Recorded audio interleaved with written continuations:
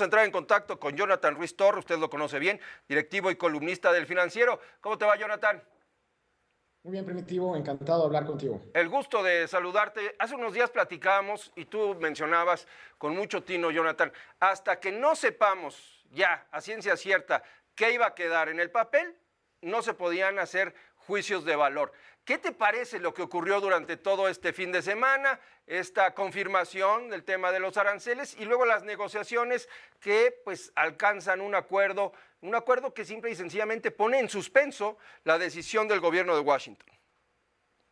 Pues me suena a debilitamiento del tratado que rige las relaciones entre los tres países de Norteamérica. O sea, para ponerlo en términos simples, pues ese tratado hoy tiene menos valor. El Tratado de Libre Comercio entre México, Estados Unidos y Canadá, pese a haber sido firmado por la anterior administración de Donald Trump, pues hoy tiene poca relevancia, ¿no?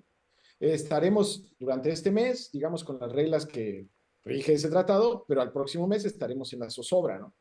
Tiene un impacto esto definitivamente, Primitivo. Digo, en la lógica de cualquier persona que nos esté escuchando en este momento, pues se pondrá a pensar si tiene sentido o no hacer una inversión cuando se trata de millones de pesos o millones de dólares. ¿Qué reglas son las que aplicarán, digamos, si tú planeas instalar una planta de manufactura que haga máquinas que van a ir en un coche? Si no sabes si esos coches van a tener un arancel o no dentro de un mes o dentro de 3 meses. Creo que esto juega bajo una mecánica de operación mental de Donald Trump individual y por tanto desconocida, porque no opera por la lógica. La lógica de los negocios te diría que se necesita una certidumbre y esa certidumbre se ha eliminado. Hoy tenemos una circunstancia distinta a la que teníamos antes del inicio de la administración de Donald Trump. Hoy simplemente no sabemos qué terreno estamos pisando en materia comercial.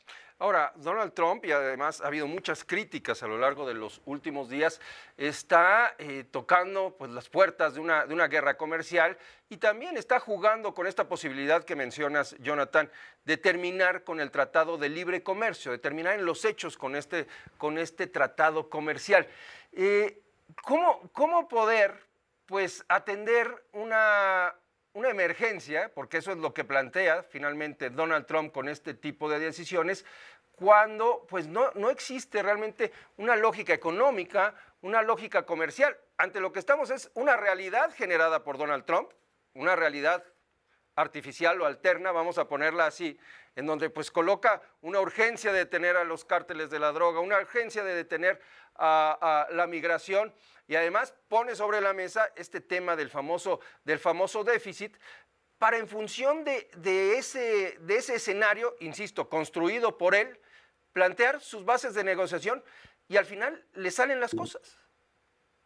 Le salen parcialmente porque lo que él quiere, o al menos dice querer, es detener la importación de fentanilo, si así lo podemos ver, o la exportación visto desde México, y llevar a los Estados Unidos plantas de manufactura instaladas en México. Ninguna de las dos cosas han ocurrido, Primitivo.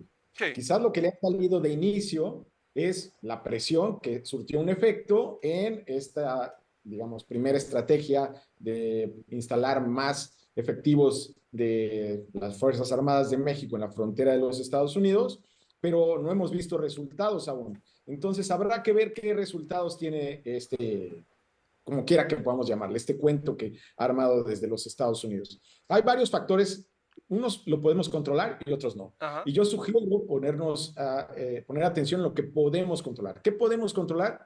Las empresas, la empresa para la que tú trabajas, para la que trabajo yo, la empresa para la que trabaja cada quien, puede hacerse más eficiente. En la medida en que se hagan más eficiente con nuevas herramientas tecnológicas, que no voy a abundar en ese tema ahora, podrán hacerse tan eficientes que no convenga llevar a ningún otro lado el negocio, que se quede en México por eficiencia simplemente. Eso, un lado. Dos, observar el tratado, observar el tipo de cambio. Y esto es bien importante, Primitivo, y pues creo que lo estamos dejando de lado. Desde que Donald Trump pues ya pintaba para tomar nuevamente la presidencia de los Estados Unidos hasta la fecha, el tipo de cambio se ha movido alrededor de un 20%, es decir, la moneda nacional se ha depreciado en un 20%. Entonces, el efecto arancelario de un 25%, pues también se debilita. Es decir, nuestros productos se habían abaratado y hoy no están tan caros por efecto de tipo de cambio. Ojo con eso. Y otra cosa también, Primitivo. Donald Trump no es que no tenga, digamos, oposición dentro de su país. En este momento el Partido Demócrata parece poco relevante. Yo no pondría atención en el Partido Demócrata porque no saben qué hacer. Pero donde hay una verdadera oposición es en la Cámara de Comercio más poderosa del mundo. No podemos olvidar eso. La Cámara de Comercio de los Estados Unidos, la US Chamber of Commerce, que agrupa a los presidentes de las empresas más poderosas de este país. En cuanto Donald Trump avisó que los aranceles sí iban este fin de semana, inmediatamente volvió a su narrativa durante el fin de semana. Publicó al frente de su sitio web una frase que decía: queremos más comercio, no menos comercio. Nos conviene comerciar internacionalmente y no nos conviene parar el comercio internacional. Eso lo ha dicho siempre, eso no es nuevo, y se lo ha dicho a Donald Trump. Lo que quiere es apertura comercial. Le ha avisado al presidente que no quiere que de ninguna manera acabe con un tratado comercial regional. Entonces, ahí tiene una verdadera oposición y hay que ver cómo esa oposición reacciona. ¿Por qué, Primitivo? Porque esa Cámara de Comercio, cuando apoyó a Donald Trump en 2016, ganó. Cuando Donald Trump no hizo lo que ellos querían, apoyaron a los demócratas y Joe Biden ganó. Sí. Y cuando Joe Biden se les fue en materia regulatoria a esta Cámara, la Cámara de Comercio apoyó nuevamente a los republicanos y volvió a ganar Donald Trump. Entonces, no sé si es una coincidencia, yo preferiría estar muy atento a cualquier declaración que haga la Cámara de Comercio de los Estados Unidos, insisto, porque agrupa a las empresas más poderosas de ese país. ¿Percibe, Jonathan, alguna articulación, alguna estrategia conjunta del gobierno mexicano justamente con los empresarios estadounidenses para frenar a Donald Trump?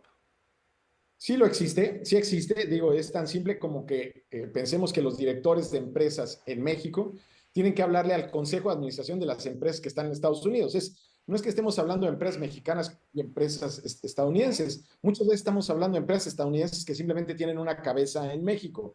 Y esas empresas, voy a hablar simplemente del caso de las empresas automotrices, tienen márgenes muy chiquitos, Primitivo. Nosotros pensamos que son empresas superpoderosas y ricas. Sí lo son, pero pensemos que su margen es de alrededor del 6 o 7%, el margen neto con el que se quedan sus accionistas. De cada $100 que te cobran por un coche, se quedan con 6. Entonces, tienen que estar buscando siempre costos para justamente no desaparecer del mercado. Entonces, para ellos es muy relevante tener un lugar de producción de bajo costo y que además sea eficiente. Y ese lugar es México.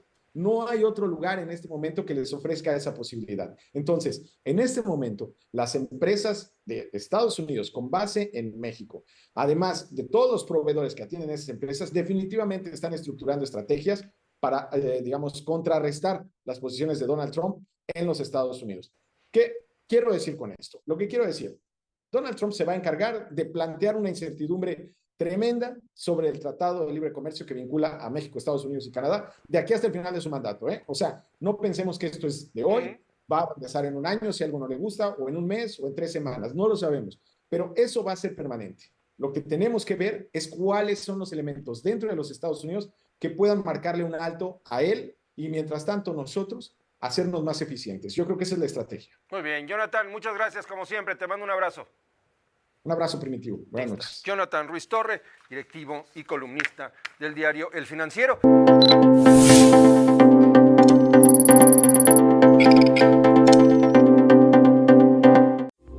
Esta fue una producción de Grupo Fórmula. Encuentra más contenido como este en radioformula.mx.